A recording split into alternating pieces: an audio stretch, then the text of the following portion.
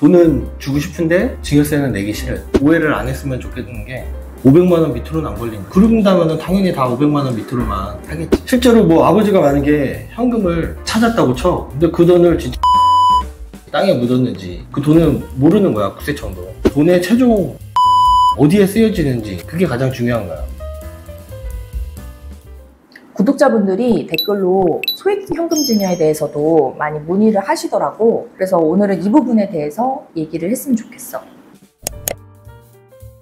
소액 증여도 국세청에 다 걸린다 아니다 이렇게 의견이 분분한데, 소액 증여도 국세청이 다 아는 거야? 근데 뭐 소액이라는 기준이 이게 딱 어떻게 명확하게 세우기가 그래. 누군가한테는 소액인데 누군가한테는 이게 소액이 아닐 수가 있어서. 그렇다고 해서 뭐 얼마까지는 안 걸리고 얼마까지는 걸리고 이런 건 없어. 오해를 안 했으면 좋겠는 게 500만 원 밑으로는 안 걸린다. 그런다면 당연히 다 500만 원 밑으로만 하겠지. 그러니까 그런 기준은 없다는 거. 부모가 자식한테 500만 원 정도 증여하는 것도 증여세가 발생한다는 게 사실이야? 우리가 증여세에서는 증여재산공제라고 해서 10년 동안 5천만 원까지는 증여세가 없잖아. 그 안에 드는 돈이라면은 계좌이체가 됐든 현금 증여가 됐든 증여세는 발생이 안 되지. 단순하게 500만 원이기 때문에 증여세가 나오고 안 나오고가 아니라 실제 증여라면은 증여세 과세 대상이 맞는 거고, 과세 대상이 맞더라도 그 증여재산 5천만 원 이내라면은 증여세가 없다고 봐야지. 소액으로 여러 번 자녀에게 주면은 이건 괜찮은 거 아니야? 똑같지. 그 소액으로 한다 쳐도 그게 괜찮다는 게 현금이기 때문에 모르지 않냐. 계좌이체는 여기 계좌에서 이 계좌로 바로 꽂히니까. 그래서 뭐 현금은 안전하지 않냐. 근데 실제로 뭐 아버지가 만약에 현금을 찾았다고 쳐. 근데 그 돈을 진짜 나한테 줬는지, 그 돈을 어디다가 뭐 도박을 했는지, 땅에 묻었는지 그 돈은 모르는 거야, 국세청도. 그치? 내가 봐서 내 계좌에 넣지 않는 이상 모르는 건데, 내가 그러니까 늘 얘기했듯이 돈의 최종 종착지 어디에 쓰여지는지 그게 가장 중요한 거야. 이 받은 자식 입장에서 그 돈을 갖다가 당연히 뭘 하기 위해서 돈을 받을 거 아니야. 부동산을 산다든지. 근데 거기에 대해서 자금이 부족하다면은 이 현금 뽑은 것도 매칭이 돼가지고 과세가 될 수 있어서 그렇게 걸린다는 거지.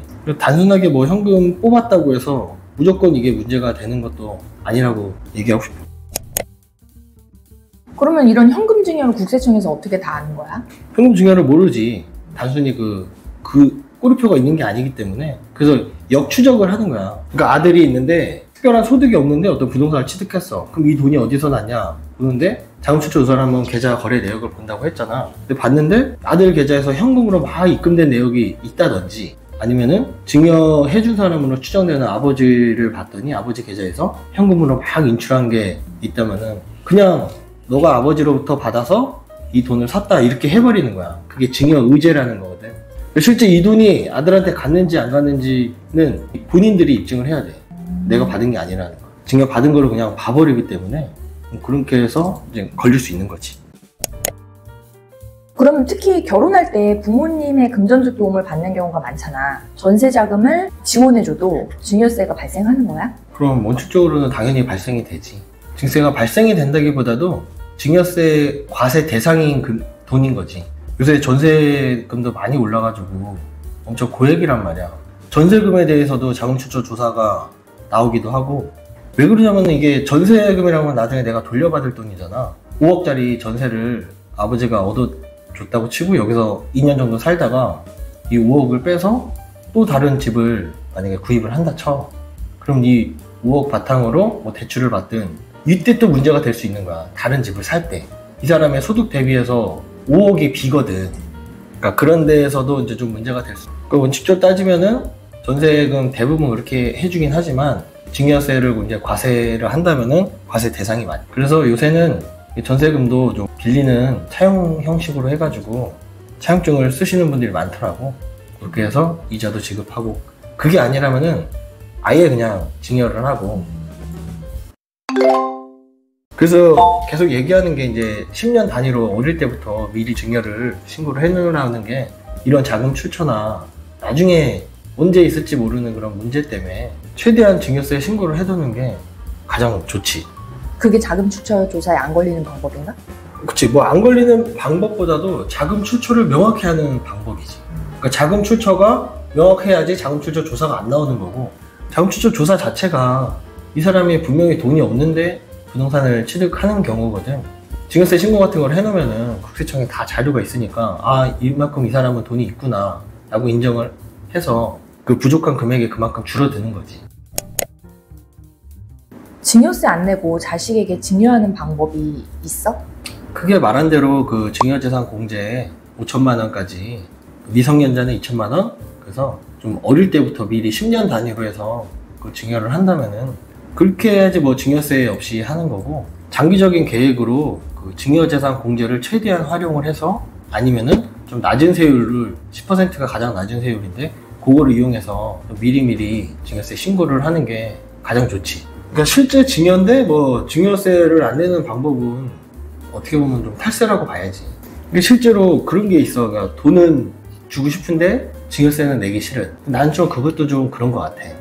어느 정도 증여라면은 증여세 어느 정도 내고, 정작 본인 입장에서는 좀 아까울 수 있는데 나중을 봤을 때는 지금 당장 증여세가 아까워서 안 걸리겠지, 나중에 뭐 상세 조사라든지 그때 불거지면 더 가산세라든지 하니까 차라리 나는 속 시원하게 좀 어느 정도는 증여세 신고를 해서 만들어 두는 게 좋은 것 같아.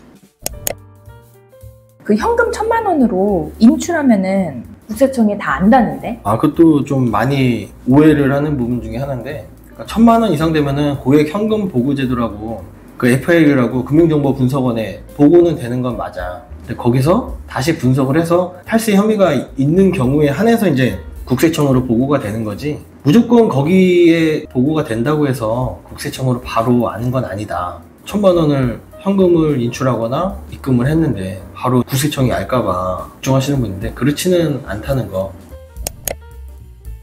그럼 현금 증여할 때 주의사항은 뭐야? 그것보다 요새 현금을 그렇게 인출하는 게 더 이상한 것 같아.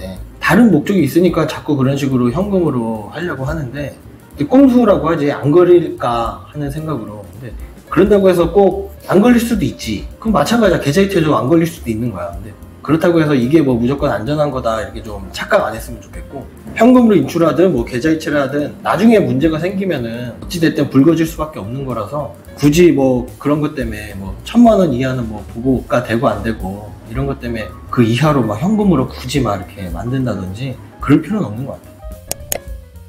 현금을 주든 계좌이체로 주든 어쨌든 줄 거라면은, 우선 첫 번째 이게 증여라면은 그냥 증여세 신고를 하는 거, 그 돈이 어디에 쓰여질지를 확인을 해서 자금 출처 조사 대상이 될 수도 있으니까 그런 걸 좀 염두를 해서 굳이 너무 또 현금에 집착하지 말았으면 좋겠다는 게 결론이야.